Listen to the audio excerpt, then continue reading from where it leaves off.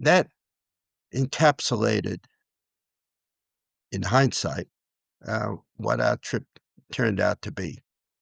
The oneness of love and humanity. And I say to people, if people expect to pick up my book and see it in Mondo Carne, kind of deepest, darkest Africa, well, just don't buy the book because that's not the intent of the book.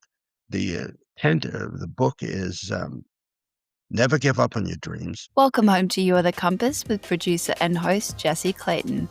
This is a podcast about the turning points in life that awaken us to new directions and the inner guidance that helps us navigate them. Reset your headings as we dive deep with guest interviews, quick fine-tuned series, and inspiration from all corners of the globe. From wherever in the world you have joined from today, you have arrived. Hi, Dad. Hi, fathers. Just wanted to wish you all a happy Father's Day on the 7th day of September 2025. Dad, you've been a constant inspiration for me throughout my life, and this podcast is just a small snippet in time. But this is a personal message for you. Happy Father's Day. G'day and welcome home to You Are the Compass. You might have already guessed it from how I said hi, though I have a fellow Aussie here on the show. Although he has set up camp in Georgia in the good old US of A. Mate, where do we even begin with this next guest? Barry Maughan, affectionately known as Bazza, hails from Brizzy in the state of Queensland, Australia. You know, when you just start reading about the accolades, achievements, and utter awe of one's life's work, and you think to yourself, wow, I literally have no words. I think this is Bazza to a T. Not only a lifelong writer, an international broadcaster and journalist for more than 40 years, and the voice of America in Washington, D.C., where he retired as Chief of the English to Africa Service. Barry, I think we better start the interview. Welcome home to You Are the Compass. Jesse, nice job. Good day. And you read it just like I wrote it. So that's good. No, I've had a wonderful career. I wish everybody could say the same. And I've really been blessed. And it's a pleasure to be on your podcast. So let's get after it, mate. It's a pleasure to have you, Barry.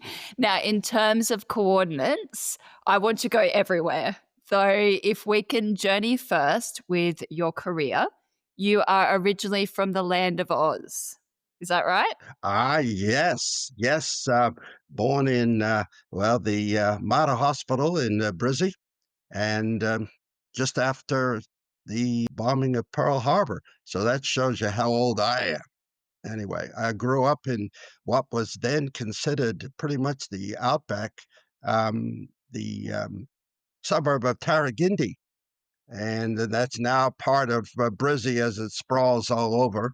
And left for the United States, well, actually Canada, in 1952. And then a marriage of convenience brought me to Portsmouth, New Hampshire, here in the United States. And from there on out, degree, a bachelor's degree at Boston University and a master's degree in journalism management from Oklahoma State. And then off I went following my passion, just like you are. I love that. Tell me, where did this passion for this career come from? Was it brought about by the degree that you did at university, or did you have that from a very early age? That's all I ever wanted to be was a broadcaster, a communicator, because my dad was one. He worked for a station in Brisbane, and he was a well-known uh, pianist. He taught piano. He just loved being around people, and I got that from him. So I was very fortunate because I never wanted to be anything else other than what I made my living at. And that's why I say I'm very fortunate because a lot of people do things that they really don't like to just to make a crust. And that's not the way to go through life. So I was very fortunate. I knew right away that I wanted to be um, a journalist. I didn't study for my SATs. That's the college entrance exams here in the United States. I just wanted to be a disc jockey. And so I cut my teeth as most broadcasters should on a little dawn to dusk 250-watt station here in the United States, ripping and reading news, doing disc jockey programs. I was Lance Sterling, if you can believe it, just learning the business, doing remotes. And that would be my advice to anyone trying to get into the business here in the United States. I don't know if that translates over to Australia right now, but that's the best way to learn the business. And then you just move on up the chain and end up as chief of the English to Africa service of the Voice of America. Earn your stripes that way, eh? Yeah, well, you have to. You have to because you can't get too far over your skis, or you know what that happens. It's uh, a lot of youngsters. They would come into my office at the VOA and tell me that they could do my job. And it's the old adage, Jesse, that anything done well looks easy. That's not to pat myself on the back. It just means that by the time I got there, I had a lot of years under my belt, and you learn a lot just by doing, making mistakes, but you're out there Mm. practicing your craft, if you will. And the move over to the States, is your father originally was your father originally from USA, or it just came about that you transferred over? Born and bred in Aussie. My dad in Brisbane, he was a band leader, in addition to everything else he did. And my mom was from Melbourne and made her way up to Brizzy and fashioned herself as if you could get this, she'd never been within 1,000 miles of the Hawaiian Islands, but she fashioned herself as Princess Mahalona, a Hawaiian Oh, princess. She learned the hula and the ukulele and the grass skirt and the whole thing, and she was a big star in vaudeville. So she was a wow. communicator too on her own level. And they met, and here I am. I was the product of that. But, as I say, people who fall in love can fall out of love. Yes. And there was a divorce, and my mom wanted to suck it to him, even though he was paying what they called back in the day remittance money. And she got me out of the country and took me off to Canada, which was a good landing spot because both countries were members of the Commonwealth. So immigrating from Australia to Canada was very easy. And then, like I said, a marriage of convenience, in my mind anyway, led me to the United States. And here I stayed. The sad part of it was that when I met my dad 38 years later, um, the first thing that my wife said at the time was two peas in a pod. We were like souls, and but that's all right. Look, life sometimes ain't a bowl of cherries because sometimes you get the pits, but you have to overcome. You have to overcome, and I'm very very fortunate that I've had a wonderful life because I think you're going to have sorrow in your life, and yes, you'll shed tears and you'll be sad and everything, but every opportunity you have, laugh, enjoy life, as wake up each day with all the possibilities of exciting things going on, and reach out and grab life and always try to be uplifting and nice to people because I think that the mental has an effect on the physical. And that's Oh, all I've tried 100%. to do is to try to help people along the way and because I needed help. I needed help. My dad sort of explains it in the way that each opportunity, whether good or bad at the time, it's a time to learn a lesson, to sit with that information and process it and move forward with it, overcome it. And be accountable for your actions.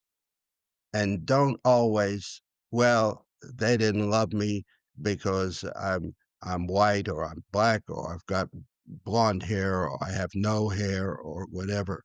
Assess, just like your dad said, assess the situation, good, bad, or indifferent, and learn from it so you don't make that mistake again, or there's less chance that you're going to make that mistake again. But if you blindly blame it on someone else, you're never going to learn. Matter of fact, as I say in life, there's nothing static about it. You're either going forward or you're going backwards. And you always have to use those moments, good, bad, or indifference, to move forward. For sure. For sure. Maybe one step back, but always two steps Oh forward. yeah, exactly. And we've all had that situation, right? Mm. You know, you just have to learn from it. So I'm a product of that. Always looking for the pony. Remember the story about the boy at Christmas time?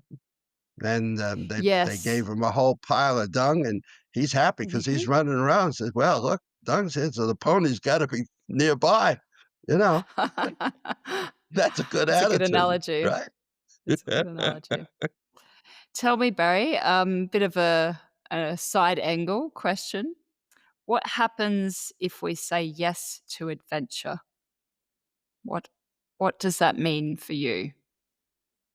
It means seize the day, carpe diem. Don't be afraid of letting your innate fears get the better of you. Trust yourself. Trust your strengths. Trust the strengths of your partner. When we arrived in Alexandria, Egypt, and in my book, Beneath the African Sun, you see a picture of my then wife looking up, and there's our Kombi bus dangling in the air, being taken off the boat we landed in.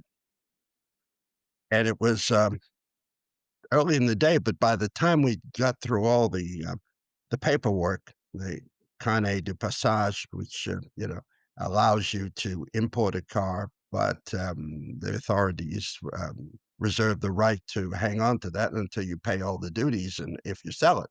Anyway, it was getting late in the afternoon, and here we are in the strange city, never been there before, and with a car or camper, and we're suddenly all these different sounds and smells and whatever. And we could have freaked and said, well, this is not for us. But we didn't. My wife, who was very, very logical, said, look, let's just drive around, get a feel for the city. And there's the one central area of the city where all the lights were on and life was going on 24/7. And so we ended up just parking under one of the main lights, and we saw that everybody else had one of their windshield wipers lifted up. Said, well, what's this all about? Well, I knew enough Arabic to be dangerous, and I got a hold of this old guy who came over to offer his services, and I found out that that's a way that robbers know that you are paying to have someone watch your car for the evening. And so we did Oh, likewise. We then yeah, struck up a bargain with the guy, and so we climbed into the camper. I didn't put the top up, of course, and made a little supper inside in the middle of Alexandria, and then tried to go to sleep with this chap sitting in the back bumper with his old beat up radio with Arabic music playing all night. And I didn't care for it then, but I quite like Arabic music now. But you didn't have much of a choice because he was oh sitting my about gosh. literally from our heads, he was sitting maybe uh, 2 feet. away on the back bumper. Wow. And we woke up and the tires were still there and all was good. And so then we were able to find a campground and reconnoiter and, and it turned out to be a fabulous experience. So, but we could have cowered and freaked and had all kinds of problems, but we embraced the moment. We trusted ourselves. And that's what I think a lot of people don't do. They don't trust themselves and your ability, as my dad would say, son, you'd talk to a post if it would stand still. You got to be open. You got to meet people at their level and not feel like you're going to be threatened or whatever. Well, we were to jump ahead. We were going to go across to Morocco to spend the winter because Europe was getting too cold. Well, we're sitting here, we got all the visas and everything, and turn on the radio, and lo and behold, it's a chap by the name of Muammar Gaddafi had staged a coup in Libya and closed the border indefinitely.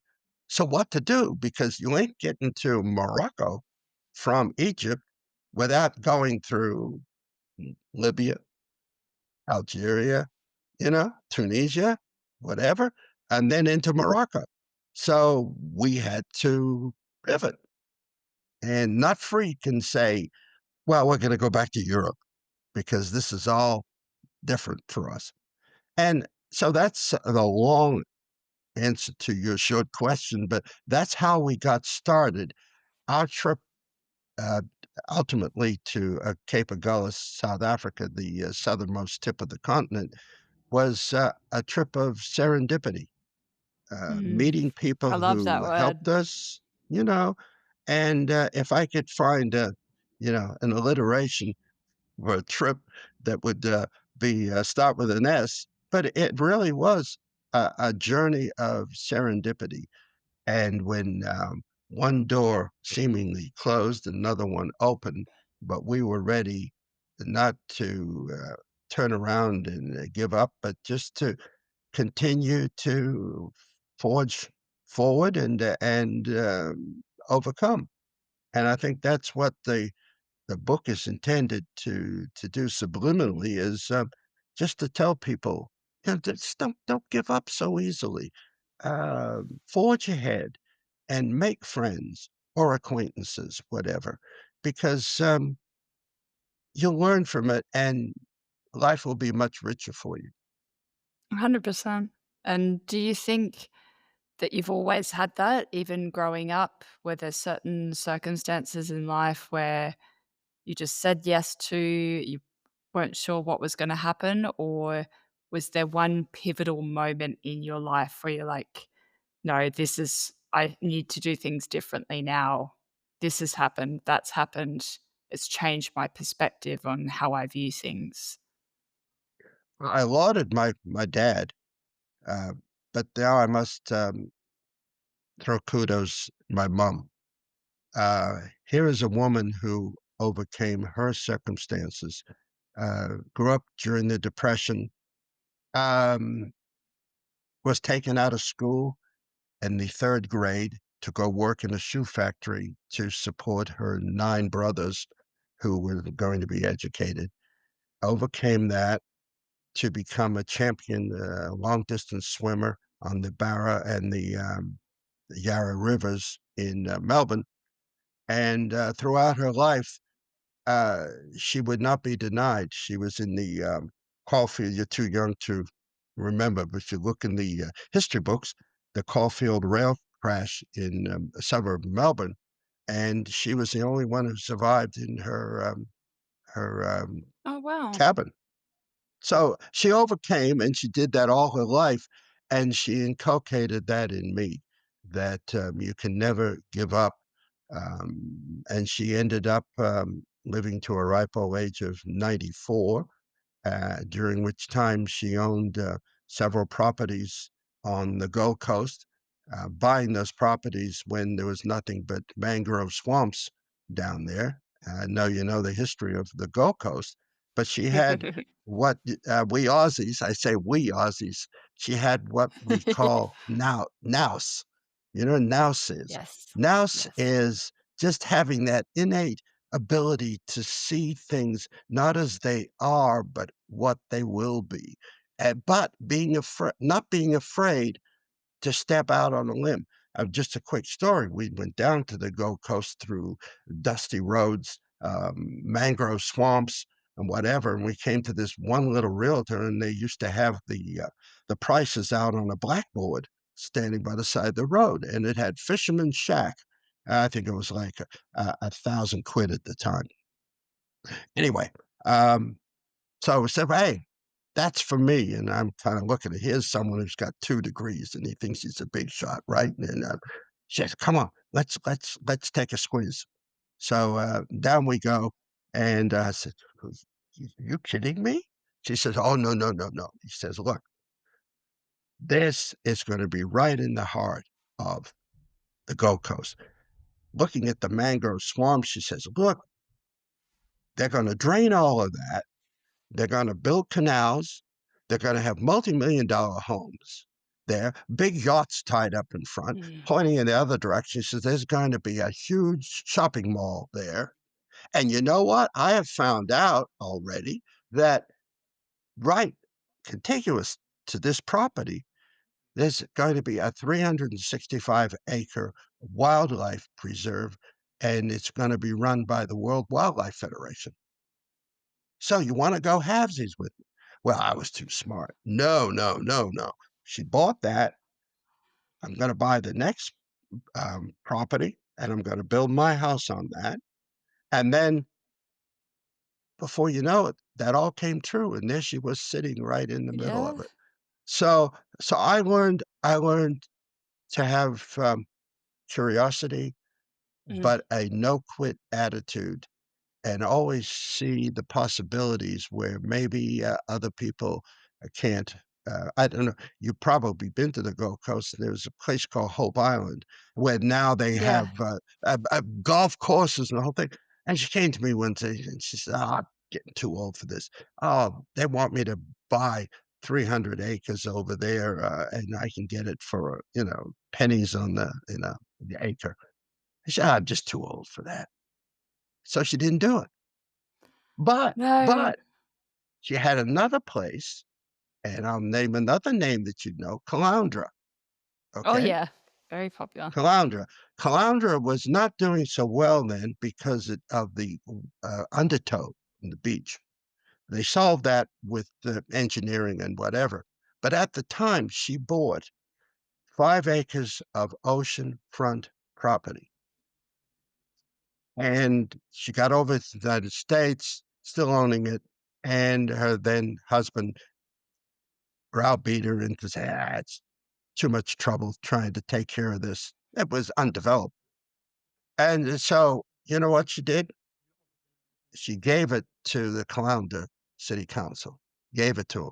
And if you go up there today, there's a street, Ethel Stewart Way. It was two away. Okay. So I mean, that's a matter of fact. I mean, I could say anything, Mm. and then one of your listeners will go up there, he lied.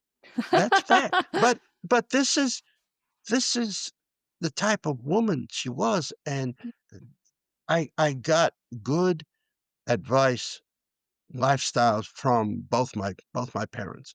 Very different, chalk and cheese, as they say, but they both gave me something that I've tried to instill in my 2 children and now my 4 grandchildren. It's so inspirational just hearing that. It's makes me think of my own sort of upbringing and, we were taken out of school at a very early age when dad had the boat, and we used to sail from Foster, Tuncurry, all the way up to Cairns, and we used to spend 3 Oh months on wow! the boat. Yeah, and have Yes, yes, but taken what out a of life school, lesson everything. for you. So What a good. life It's so lesson for you, good. Jesse. Now there's an island that my son went to because he does quite well in life, and I'm very proud of him. It's a Ackerman, a Haggis Island off the coast. It's very ritzy. I think they paid Oh, $1,000 a day to Hayman? stay. Maybe Hayman No, Island? no, it's a small private island. Hagaman, or I should have looked it up before, we started, but, I'll look it up for you after. I'm so proud of them, not because they're well off, but they have learned how to be successful in life without screwing Mm, other people over. And yeah. I think that's the essence of it. You know, all the cliches are, abound.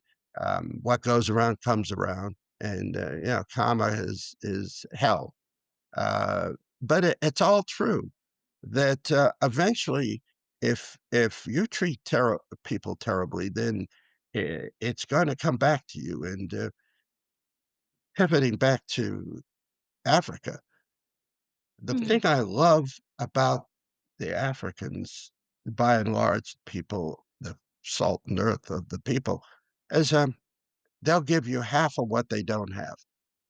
And time and time and time again, this happened to us. People pushing us. There's a picture of them pushing us through the Chickasaws, thick, dark soil, on the road down to, Kenya, when there was no road, but, they were just thinking of the highway. It's now a superhighway. But anyway, and they would push us for hours on end through this, and then I would try to give them something.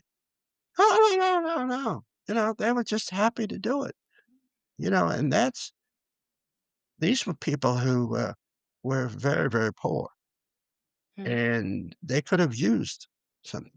But no, their ethos was that they just enjoyed helping someone else. And man, we can learn a lot from them. 100%. And they've been brought up in that environment. They've had to surround themselves with some really horrific things, and they're just so humble. They're they don't need a lot, like, they're not into the material possessions, and they just wanna go about helping their fellow mankind, and it's, yeah. We're 2 separated by many, many, many years, but you took the words right out of my mouth. You know, that they're humble, they're not into material things. Let me tell you a story, Jesse. I was in the outback of what I call the outback. Everything's the outback because of my Aussie background, but, outback of Ethiopia. And I happened to have an interpreter with me. I was on assignment somewhere, and we got to talking. Visited a family in a little tukul, which is a round Ethiopian style hut, house, but very, very tiny. And we got to break bread with them, and Mm, they gave us food that, probably they would need for the rest of the week. But I got to talking through the interpreter about, uh, what we wanted out of life. And, he said to me, with the wife chiming in, "We want 3 square meals on the table each day for our children. We want a better life for our children than we've had. We want as little government intrusion into our life as possible, and we do not want our sons being shipped off to die in some foreign war." And, you know, I said to myself, "My goodness me, that's what I want." You know, that's what it's the oneness of mm. humanity, and it transcends borders, and it transcends ethnicities, religions, or whatever. It's it's very, very Mm, humbling to be taught by people who have no reason to have that inside of them because they flat out, uh, the crust on the table each day, you know? mm. And I thought our situation in Tarragindi was tough, and it was, but it doesn't compare to that, you know? I mean, my mom, she put up a temporary dwelling out in Tarragindi. Where this is after the divorce, and, she ran out of money, and she still had 1 wall missing. So she had a friend whose husband was a contractor, and he came across this Texaco sign, and that was our wall on the side of our temporary dwelling. We had the dunny out back, and we had, the rats coming in at night, even though the house was clean. We had the cockroaches because you used to come home at night with the newspaper and they'd fly in from the bush and you'd pop, pop, pop, pop, pop, pop. Yeah. You know, it's the old saying, it's a cliche now. I was poor, but I didn't realize it because we always had enough. You'd always stretch it with Yeah. thick sauces and um, the cheapest cuts of meat and chocos. I know you know what chocos are. Oh, yeah. And, yeah, yeah, not my favorite, but at the time, your mom would prepare the food and put the plate in front of you, and, so you ate it, but what you didn't eat went back in the icebox, not refrigerated, back in the icebox. It was brought, the guy with the Hessian bag, and he'd have the block of Yeah, ice, yeah. and he'd stick it in there, and it went in there. What would happen? Come out the next morning, there was the food. You eat it. And I remember one night, I said, "I'm not gonna eat these peas." And she said, "Don't eat, but you're gonna sit there until you eat them." Well, that started at 6 and 11 o'clock, falling asleep at the table. She said, "Okay, off to bed with you." Took the plate, put it in the icebox. Next morning, there were the peas. Then I said, "Well, I better eat these things because, this is gonna get old after a while. They're just gonna reappear and reappear." But see, people think they can wave a magic wand and go from point A in their life to point B, Mm. and it doesn't happen that way. You know that. You have to work. You have to have you gotta have integrity. You've gotta stand for something in your life, and, it's the whole thing. If you stand for nothing, you'll fall for anything, and, you have to have this in. Do you know what I think it is, Barry? I think it's finding passion in what you're doing. Yeah, And if you can't find purpose and passion in, your everyday sort of Monday to Friday, as I like to call it, your 9 to 5, that you need to be doing something on the side. You need to see a different life, a different side to the way that you're doing things. And then that sort of ladder starts to build up. You start getting those accolades, those achievements in order to traject your life forward, and you can see a couple of steps ahead. Might lead you to, Kilimanjaro, or it might lead you to the end of the road, but that there's so many other little different avenues that you could go off and explore as well. Would you right, agree? right. Yes, and when I say, serendipities, um, I mean positive serendipities. Yeah. Yes, there are bumps in the road, things that happened, not of our making, but you overcome and you just learn, hard knocks in life that you just don't get from, point A to point B, overnight, and you have to make the sacrifices, but you have to be willing to make the sacrifices, and a lot of people just want a soft pillow their whole life, and that's fine. I'm not denigrating anyone who's that way, but then don't envy people who have gone through the struggles, with a goal, have goals in your life, um, coupled with passion, and, no matter where you end up, you're gonna feel good about yourself, and you're gonna be Mm. happy. And when all's said and done, Jesse, you need happiness in your life. Otherwise, unhappiness and cruelty and envy and whatever are gonna corrode you. Mm. They're gonna corrode your insides, and you're not gonna be happy, and you won't be happy for a short time because you're gonna die before you probably should Yeah. have. Yeah. I can tell just by what you said about your father that, part of this has been inculcated in him. He was an adventurer, and that's Oh, why you he's love the catalyst. He's adventure. the catalyst Oh, for all yeah, this. and Yeah. you got that, and you know what he was doing? He may not have fashioned it as such, he was following his passion. He was Yes, following a passion, 100%. and 100%. that's what he's inculcated in you, and, this is just an avenue that you're exploring, and I know you'll do well at it, but just keep your options open to other things that will come along in your life, and it doesn't mean that you have to cast this aside, it just means keep your mind open to Mhm. other things that are out there because there's always stuff that's brand new and it might catch your attention, you know?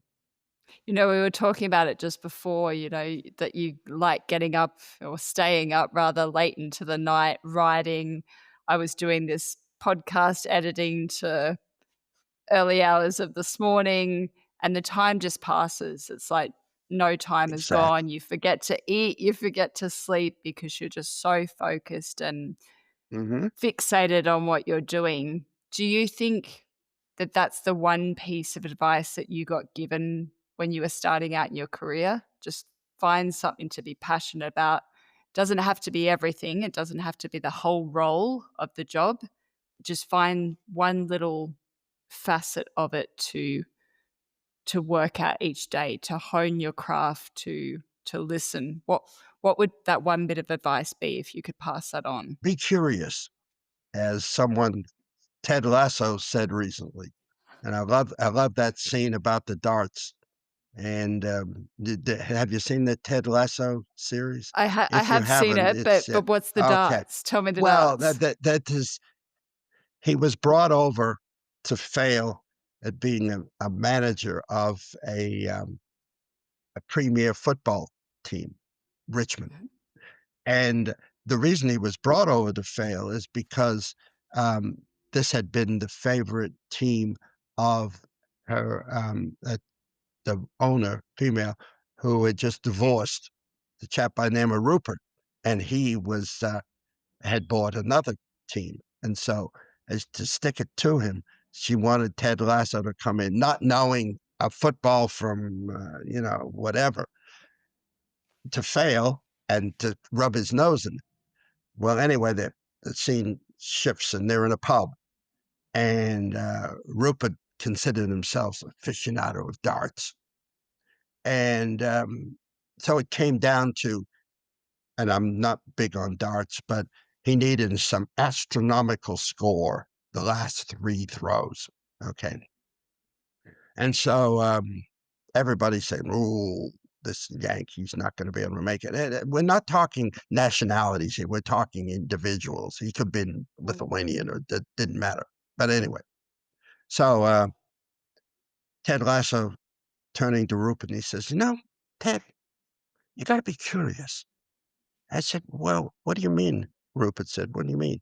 He said, "Well, look, if you'd been curious and you had asked something about me, then you would know that every Saturday for 6 hours, I was playing darts with my dad." Bullseye. And if you'd known that, you would get a sense that I'm pretty good at these darts, even though you didn't think I would, being coming from the United States.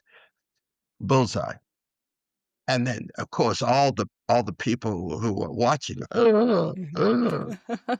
And then, of course, the third one he throws, and he beats the score and defeats Rupert.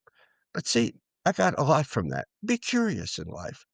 It may not be something that you end up doing or making a life's effort, but just be curious. Add it to your arsenal of information. So when you go out and you're in a different milieu or in a different environment, you're not totally at sea. We have a saying in broadcasting where sometimes making it while you're faking it while you're making it. Mhm. Fake And it till you but make it. you know enough to be dangerous, as I say. But Exactly. but but that will get you into situations, and then you learn from whom you're talking to. I always say to people when they taught interviewing, I said, "One thing I do not want you to do is I don't want questions written down ahead of time." And I said, "You can have topics written down." For instance, I always give the same example. You're interviewing Muammar Gaddafi, okay? And Muammar Gaddafi's talking about this and that and this and that, and he says, "And we hate the United States. We're going to bomb the White House tomorrow." Mr. Gaddafi, what do you think about your relations with Italy?" "What?" It's a conversation. "What? You're gonna do what?" See, the ne you're not that person wasn't listening. They're going through the motions because they were so intent on these questions that they had down. It's a conversation like we're having now. You're listening to me, I'm listening to you, because, you're very interesting as well, and I wanna learn from you. You could learn from everyone. Just Exactly. because there's an age difference between us, that Mhm. doesn't mean that I can't learn from you. I've learned a lot of stuff from you already just in the time we've been talking, and I I love file that. that away in the index card, in your brain's index card, Mm. because you never know when that will be useful to you, or that just enhances your worldview because you're getting something from someone else that you didn't know. And hopefully you're inculcating something into them that maybe they didn't know and maybe would find useful. We're just drawing so many like parallels and similarities with the sense of being curious. And I've termed it as what is your why? So not your Mhm. why for existing, but why you're in Georgia now, like why Africa, why moving away from Brisbane. And you learn so much so in what you just said from just asking those questions and then asking questions on their responses, not having a Right, scripted question like you just said, but that you just keep asking and you're curious about their life story. right, I think that that connects us more as a community, more as a human race, more in the sense that we grow more. We grow our mindsets more. We're open to more things. Um, if you had found yourself in Africa, without having this mindset of I'm just going to go with the flow, I'm going to say yes to things, I'm going to be out of my comfort zone, then you would have turned around and gone back to Europe. right. If I might, Mm. Jesse, refer you to one of the chapters in my book, and I called it "The Yes, please Oneness of do. Love." And in Africa, you not that you want to be, necessarily alone, because you realize that in most cases, that's an impossibility. You may scan the horizon and feel like there's no one around, and then you'll look up 5 minutes later, as we did in, Sudan, um, and you'll find that you're surrounded by about 25, 30 people. Just respectful, looking on and curious because here you are in a strange car and whatever. Um, the one thing we had going for us was our 1-year-old. He was a towhead. So blonde hair, blue eyes. We always had to, you know, slop, as you say in Australia, slop on the cream and keep a Slip, hat slop, on him slap. because he would burn. Slop, slop. Yeah. Um, anyway, so there was this. Kevin was, yeah, just about one at the time, and he was in a jerry pack in the back of my wife was preparing lunch, and there was a Dinka woman who had a child about the same age as Kevin.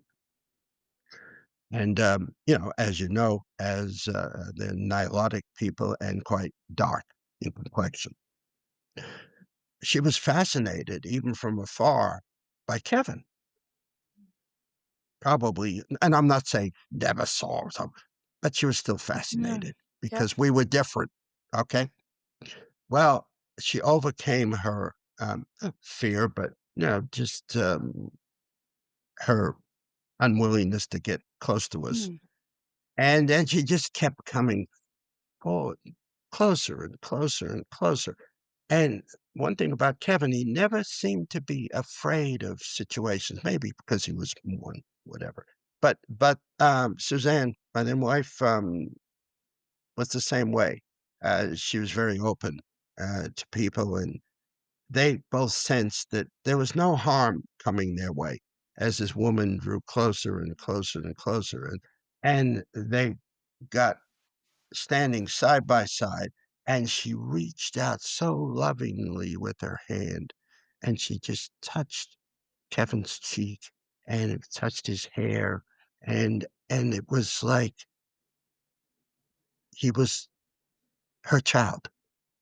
And then they exchanged babies, and people say to me, because I took about 5,000 slides, but that was back in the SLR days, none of this surreptitious, cell phone deals. Um, and they said, "Why didn't you take a picture?" I said, "No, that was the last thing on my mind. I didn't wanna spoil the moment." Yeah. I get a little emotional Oh, I love that. I because love that, because because Barry. because that because that encapsulated what we've been saying, Jesse. You know, Mm, she would no more have harmed Kevin than she would have harmed her own child. mm. And both mothers just held the other baby as if it were her own. And, it was just there for a moment, and she took Yep. back her baby and Fleeting went moment. her own way and whatever, but it was, that encapsulated, in hindsight, what our trip turned out to be. The oneness of love and humanity, and I say to people, if people expect to pick up my book and see it in Mondo Carne, kinda deepest, darkest Africa, well, just don't buy the book, because that's not the intent of the book. The intent of the book is, never give up on your dreams. Don't be afraid to move forward. Don't be afraid to meet people, and embrace any differences that you may, find out there. And if I can, inculcate that in at least a little bit in people reading my book, and then I'll be happy. I didn't buy it to make $1,000,000. Of course, I won't. But at first, it was, oh yeah, well, we've done this trip to Africa, and I want my children and grandchildren and whatever down the line to know about it. So I'll To have just, a type legacy. out a few pages and go down to, well, you maybe don't have them over in Oz, Kinko's or Staples. Anyway, the office store, Office works. supply store. Yeah, yeah, yeah, and Office Works, yeah, I shoulda remembered. And then, print off 25 copies, run a staple through it, and then give it to close friends and family, and then it just kinda grew, and 4 years Yeah. later, here I am. But, Is it on that's what I would audiobook like, yet? That's you the main thing. I know, they're thinking of making a movie, but Ooh, Brad Pitt that was gonna be my wanted to question. play me, yeah. I said, "Brad, nah, you're not handsome enough, No. man," you know? No, the audiobook is a huge undertaking. It is, it It is is. on Kindle, on ebook, and, the paperback, but someone has said, "Well, once the major marketing," because the book only came out on May 1st, so I'm still Yes. in the marketing phase, How but, how long did it take you to some write it, Barry? off and on, uh, 3 plus years. Okay, Uh, okay. it was So it's it was fairly a back recent. burner. Yeah, yes, and I've got his now, this one will hit home. My next book, if God gives me enough time, is, Yes.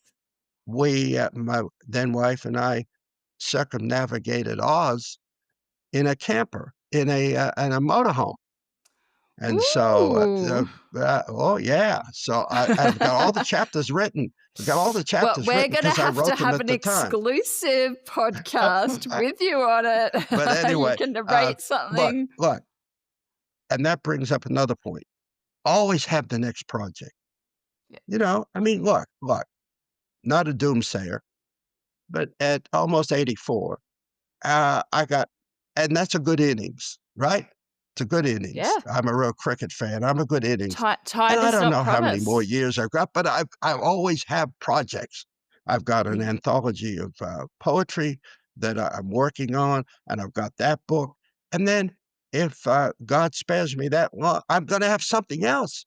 We gotta Yeah. wake up each morning with a passion to do something to either for others or for yourself, because I believe the brain is a muscle, and if you don't use that muscle, it's gonna atrophy. And you've just got to stay active. You got to stay curious, as Ted Lasso. So I think that's one of the things that I've learned in life, that you've got to stay passionate and curious, and be not afraid to move out of your comfort zone. I love that. Barry, on that paragraph, I think we'll take a passionate pause and thank you so much for setting your coordinates over to Australia, over to Oz, over to me. You are the compass. Been But look, just let me say this: stay passionate, and hang around people who are going to build you up, not the ones who will say, "Oh, Jesse, you can't do that." yeah. You want to podcast? Everybody's doing that now. There's no niche for you there. Don't hang around with naysayers. Hang around with people who are going to build you up and support you and love you, and that's what you need in life. You don't need people, because a lot of people will try to bring you down to their level, because misery likes company of its own kind, Me too. and it's your life. If you allow that to happen, then don't boo-hoo at the 11th hour and say, "Well, it's their fault." Oh, man. Yeah. No, your life is your own, and you have to 100%. embrace it with passion and go after it. So I can just wish you all the best in the world. Maybe we'll talk again, maybe we won't, but all I can say is, just keep following your path in life, no one else. Barry, thank you. I've got no words, so let's just cut comms there and thank you for sharing space and time with me. Thank you for joining us. You have been listening to You Are the Compass, a podcast with your producer and host, Jessie Clayton, and I had the pleasure of interviewing Barry Maughan, author of Beneath the African Sun. Thank you for being a part of this journey, a true trip of serendipity.